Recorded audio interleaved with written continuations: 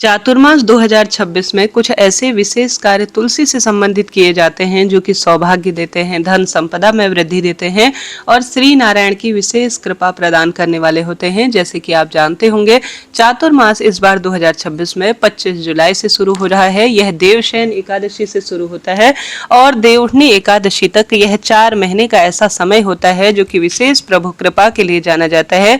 इस दौरान तुलसी पूजन में कुछ विशेष नियमों का ध्यान जरूर से ही रखना होता है। तुलसी जिस द्वार पर लहलहाती अवस्था में होती है उस घर का खूब सौभाग्य बढ़ता है और यम देवता भी अकारण उस घर में प्रवेश नहीं करते, ऐसा शास्त्र वर्णन कहता है। चातुर्मास में श्री नारायण जल में निवास करते हैं और चिर निद्रा में होते हैं और महादेव इस सृष्टि का संचालन करते हैं।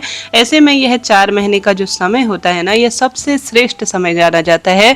4 महीनों में तुलसी माता को कुंवारी अवस्था में पूजित किया जाता है। आप सब जानते होंगे, कुंवारी अवस्था में तुलसी माता का विशेष पूजन कर देवउठनी एकादशी पर तुलसी माता का विवाह भगवान शालिग्राम जी से कराया जाता है और इसके कई अनंत गुना फल है। शास्त्रों में कहा जाता है, चातुर्मास के दौरान तुलसी माता में आपको सिंदूर, मेहंदी, महावर या जो सुहाग सामग्री है वह बिल्कुल नहीं चढ़ानी चाहिए। ये बात आपने सुनी भी होगी। चातुर्मास का समय अपने आप में सर्वश्रेष्ठ समय होता है शिव नारायण की कृपा प्राप्त करने के लिए। तो कुछ विशेष बातों का आपको ध्यान रखना चाहिए। कहा जाता है, महाप्रसाद जननी सर्व सौभाग्य वर्धिनी आदि व्याधि हरा नित्यम तुलसी त्वम नमोस्तुते। अर्थात तुलसी माता सभी तरह की आदि व्याधि को दूर तो करती ही है, साथ ही सौभाग्य देती है, धन संपदा में वृद्धि करती है और खूब कल्याण करने वाली होती है। चातुर्मास का जो 4 महीने का समय होता है, इस महीने कुछ खाद्य पदार्थ छोड़ने की भी परंपरा है। पहले महीने जो कि सावन से चातुर्मास शुरू होता है, हरी पत्तेदार सब्जियां नहीं खानी चाहिए, ऐसा वर्णन मिलता है।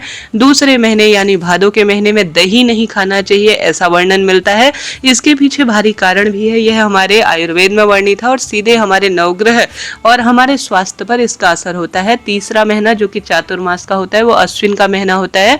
इस महीने दूध और चौथे महीने में अर्थात कार्तिक के महीने में उड़द की दाल का त्याग करने का हमारे शास्त्रों में कहा जाता है। साथ ही इन 4 महीनों में आप सभी को लहसुन, प्याज, मांसाहारी भोजन इत्यादि का भी त्याग करना चाहिए। चातुर्मास में कई तरह के नियम लिए जाते हैं, परंतु चातुर्मास के दौरान आप सभी को इस बात का जरूर ध्यान रखना चाहिए कि अभी बरसात का समय है। अपने और अपने परिवार का विशेष आप ध्यान रखें। किसी भी स्वरूप में घर से बाहर निकलने से पहले भगवान से अनुमति लें, क्योंकि बहुत अधिक बरसात हो रही होती है। बहुत जो पहाड़ी लंबे एरिया होते हैं, जहाँ पर पहाड़ी एरिया है, पहाड़ है, जल है, इन स्थानों पर यात्रा करने से बचे। ऐसा शास्त्रों में वर्णित है कि यह स्थान एक जगह पर बैठकर ये जो समय है यह आध्यात्मिक मार्ग को प्रशस्त करने का है। आप यात्राएं करें, परंतु ऐसी जगहों का चुनाव करें, ऐसे श्रेष्ठ जहां पर शिव भक्ति प्राप्त हो, परंतु अपने और अपने परिवार का ध्यान रखते हुए ही आपको कार्य करना चाहिए। इसके साथ साथ आप सभी इस बात का ध्यान रखें, इस महीने विशेष तौर पर श्री नारायण के साथ साथ माँ तुलसी का पूजन तो किया जाता है, परंतु कुमारी अवस्था में ही तुलसी पूजन किया जाता है। हमारे क्षेत्र में देवशयन एकादशी को तुलसी रोपी जाती है, अर्थात उसे लगाया जाता है और देवउठनी एकादशी पर उसी तुलसी को 4 महीने पूजित कर उसी से शालिग्राम भगवान का विशेष पूजन किया जाता है। तो ये आपके क्षेत्र में होता है या नहीं जरूर बताइएगा। अगर नहीं होता है तो इस साल आप करें। कुंवारी अवस्था में 4 महीने, जैसे प्रथम बार आप तुलसी घर लाएं देवशयन एकादशी के दिन और उसी तुलसी को आप देवउठनी एकादशी के दिन विवाह के कार्य में ले, बाद में आप पंडित जी को दान देते हैं या अपने घर पर रखते हैं, तो इससे ज्यादा आपके पूजा का फल मिलता है। कभी भी एकादशी के दिन आपको तुलसी में जल नहीं चढ़ाना है और रविवार के दिन तुलसी में जल चढ़ाने की मनाही होती है। इसके अलावा आप सभी पूरे दिन भर में कभी भी सांझ को प्रदोष काल के बाद तुलसी में जल नहीं चढ़ाएं। नहीं तो सामान्य रूप से आप तुलसी में जल चढ़ा सकते हैं और हर एक दिन चढ़ाना चाहिए। ऐसा कहीं नहीं लिखा है कि मंगलवार के दिन तुलसी में जल नहीं चढ़ाए। बस एकादशी के दिन माता तुलसी स्वयं जो निर्जल व्रत है वह करती हैं और साथ के साथ रविवार, इन 2 तिथि का वर्णन मिलता है कि जल नहीं चढ़ाना है। इसके साथ साथ तुलसी आप सभी को कब नहीं तोड़नी है, जैसे ग्रहण हो, एकादशी का दिन हो, शाम को प्रदोष काल का समय हो उस समय, जिस दिन आपका व्रत हो उस दिन भी आपको तुलसी नहीं तोड़नी चाहिए। और तुलसी कभी बासी नहीं होती है, कई बार इसको आप प्रयोग में ले सकते हैं। तुलसी के कई छोटे छोटे से कार्य इस श्रेष्ठ महीने में अर्थात चातुर्मास के दौरान किए जा सकते हैं। चातुर्मास जो कि अपने आप में शिव नारायण की भक्ति का समय है, इस महीने अर्थात सावन महीने से यह शुरू होता है। तो इन 4 महीनों में शिव नारायण खास तौर पर महादेव की विशेष पूजा अर्चना की जाती है। जो भक्त इस 4 महीने नियम लेते हैं वह धरती पर सोने का नियम लेते हैं। कई भक्तजन विशेष तौर पर इस महीने नवग्रहों से संबंधित वस्तु जैसे अनाज इत्यादि होती है नवग्रहों से संबंधित, उसका दान का नियम लेते हैं। कई भक्तजन एक जगह पर बैठकर पूरा शिव महापुराण पढ़ने का या पद्म पुराण पढ़ने का या कोई नाम जाप माला जाप करते हैं या प्रभु नारायण भक्ति के लिए कोई विशेष ग्रंथ पढ़ते हैं या गुरु दीक्षा लेते हैं या गुरु की शरणागति इन 4 महीनों में ली जाए और उसे जीवन में उतारा जाए तो इसका बहुत अच्छा श्रेष्ठ परिणाम मिलता है।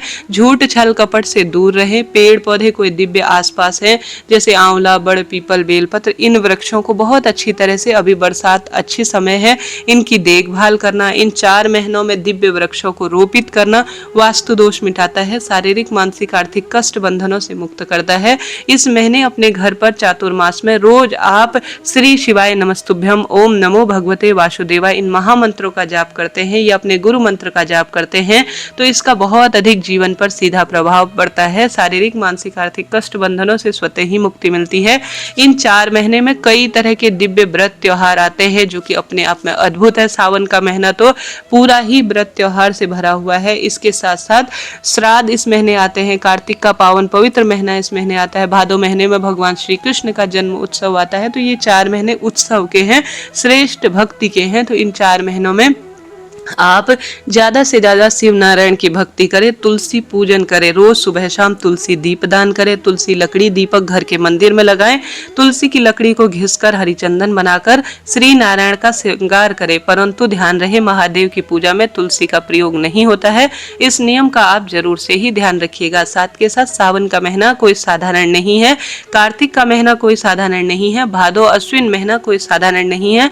इन 4 महीनों में ही श्राद्ध इत्यादि भी आते हैं। ये 4 महीने शिव नारायण पितरों की भक्ति के लिए हैं और इस महीने आप जितना सत्कर्म करेंगे उतना आपको श्रेष्ठ परिणाम मिलेगा। इस महीने तुलसी की मिट्टी को रोज मस्तक पर जरूर से धारण करें।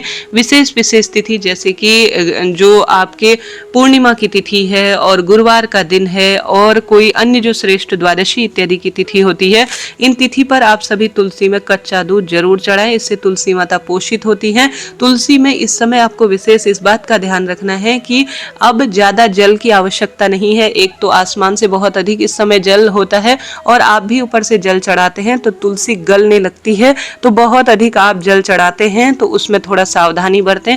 तुलसी ऐसे स्थान पर रखें जहां से सीधे आसमान से जो जल है वह तुलसी माता में आए तो उत्तम रहता है। इससे बहुत अच्छी तुलसी पोषित होती है क्योंकि शुद्धता होती है। आसमान से गिरने वाला जल सीधे जो है प्रकृति द्वारा दिया होता है और कहीं बाहर से आने वाला जल कहीं ना कहीं स्पर्श होता हुआ हमें प्राप्त होता है। ऐसे में तुलसी को सीधे आसमान के नीचे रखना चाहिए, परंतु आप जल चढ़ाते हैं, आपकी रोज की पूजा का हिस्सा है, तो बहुत अधिक जल चढ़ाने से बचे। इन नियमों का ध्यान रखें क्योंकि ये चातुर्मास का समय है, बहुत अधिक जल वृष्टि हो रही होती है और आप भी उसके ऊपर से जल चढ़ाते हैं तो कहीं ना कहीं तुलसी माता गलती है। और तुलसी माता के ऊपर एक वस्त्र जरूर से उड़ाएं। समय समय पर तुलसी की पूजा परिक्रमा करें। ओम नमो भगवते वासुदेवाय महामंत्र का जप करते हुए दाहिने हाथ से शुरू करते हुए तुलसी पूजा करें। 5, 7, 11, 21 जितनी परिक्रमा आप लगा सकते हैं उतनी लगाएं। चातुर्मास में बुरे स्वप्न आते हैं, कहीं ना कहीं मन को अशांति सी रहती है, तो सुबह उठें।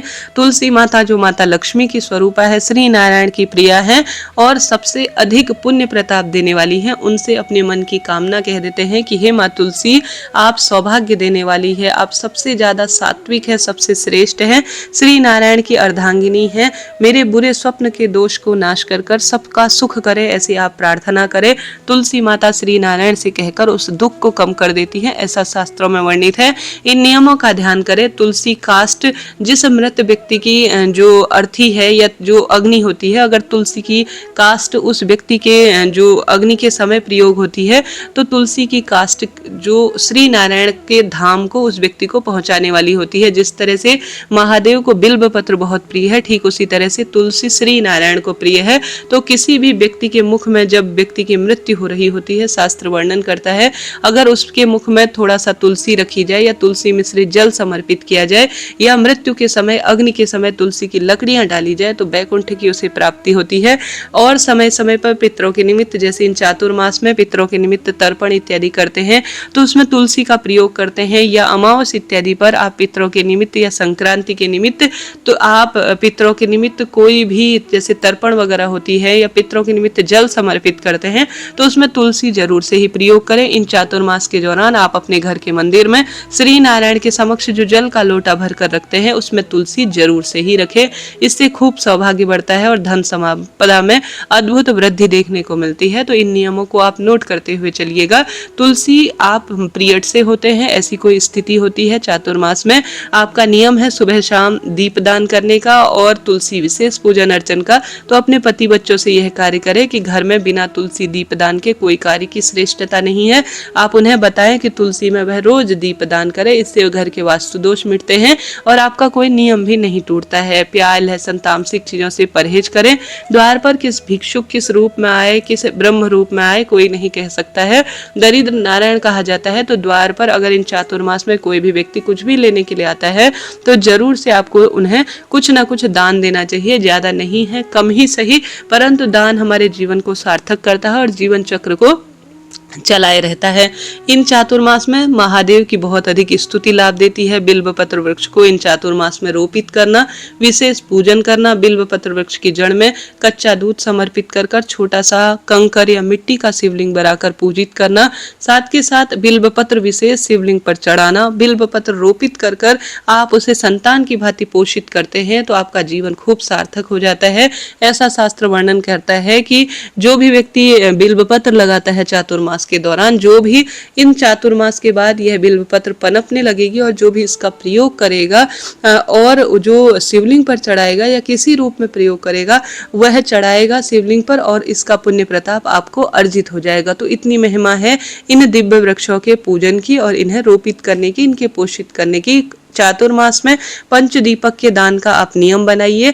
आप द्वार पर दीपदान जरूर करेंगे, तुलसी में दीपदान जरूर करेंगे, घर के मंदिर में करेंगे, घर की रसोई में। अंतिम जो पांचवा दीपक है वह शिव मंदिर में जाकर या पवित्र वृक्ष या नदियों के तट पर जाकर आप जल इत्यादि के साथ साथ दीपदान इत्यादि को प्राथमिकता दीजिएगा। इसके साथ साथ इस महीने जैसे कि आध्यात्मिक मार्ग प्रशस्त किया जाता है तो खूब मंत्र जाप करें, कोई दिव्य पुस्तक पढ़ें जिससे कि ज्ञान में वृद्धि हो और खूब सौभाग्य बढ़ने लगे। ये चातुर्मास का समय कोई साधारण नहीं है। कष्ट कर्ज पीड़ा दुख दारिद्रता के अंत के लिए कहा गया है। इस महीने कोई भी आप श्रेष्ठ कर्म करते हैं तो उसमें 4 गुना अधिक वृद्धि होती है, खूब सौभाग्य बढ़ता है और धन संपदा में वृद्धि होती है। चातुर्मास के दौरान आप सभी रोज नियम बना लीजिए या विशेष तिथि पर जब श्री नारायण की श्रेष्ठ तिथि आएंगी, शंख में कच्चा दूध भरकर तुलसी पत्र रखकर भी अगर श्री नारायण को अगर आप ओम नमो भगवते वासुदेवाय महामंत्र का जप करते हुए श्रेष्ठ समर्पित करते हैं तो इससे सौभाग्य तो बढ़ता ही है, साथ ही खूब धन संपदा में भी वृद्धि होती है। क्योंकि शंख माता लक्ष्मी का स्वरूप मानी जाती है और यह समुद्र मंथन के दौरान हमें प्राप्त हुआ है, इसलिए शंख में कच्चा दूध उसमें तुलसी पत्र रखकर श्री नारायण का अभिषेक अन्य पूजा अभिषेक की अपेक्षा अनंत गुना लाभ देता है। मेरी वीडियो जानकारी आपके लिए ज्ञानवर्धक रहती है तो आपसे बस अनुरोध है कि चैनल को सब्सक्राइब करें और कमेंट्स बॉक्स में जय मां तुलसी लिखना ना भूलें। तुलसी पूजन किसी भी दिन नहीं छोड़ना है, बस 2 दिन के अलावा जो मैंने आपको बताया एकादशी और तुलसी। दीपदान तो नियमित रूप से होगा ही, तो इस तरह से नियमों का ध्यान रखें। तुलसी घर में सूखनी नहीं चाहिए, किसी कारण से एक तुलसी सूख जाती है तो दूसरी तुलसी तुरंत ही घर लाएं। घर में 2-3 तुलसी होनी चाहिए, एक नियम धर्म से पूजन पाठन और दीपदान के रूप में, दूसरी तुलसी जिसे आप अपने दुख बीमारी जैसे जुकाम खांसी है उसमें प्रयोग लेते हैं या प्रभु पूजा में उस तुलसी को आप प्रयोग लेते हैं तो ये ज्यादा शुभ फल देता है।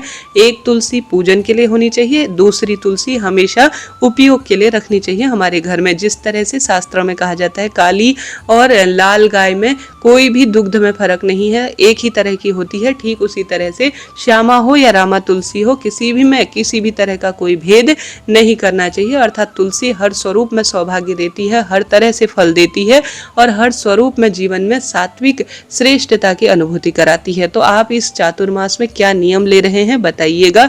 आप अपनी इच्छा अनुसार नियम ले सकते हैं, दीपदान का नियम, व्रत उपवास का नियम, आप दिव्य पुस्तक पढ़ने का नियम, गौ माता के कहने का अर्थ है सेवा पूजा का नियम ले सकते हैं, या आप कोई भी एक श्रेष्ठ नियम किसी न किसी स्वरूप में दान पुण्य का ले सकते हैं। इसके खूब खूब लाभ हैं। अभी के लिए इतना ही। चैनल से जुड़े सब्सक्राइब करें। हरे कृष्णा, जय मां तुलसी।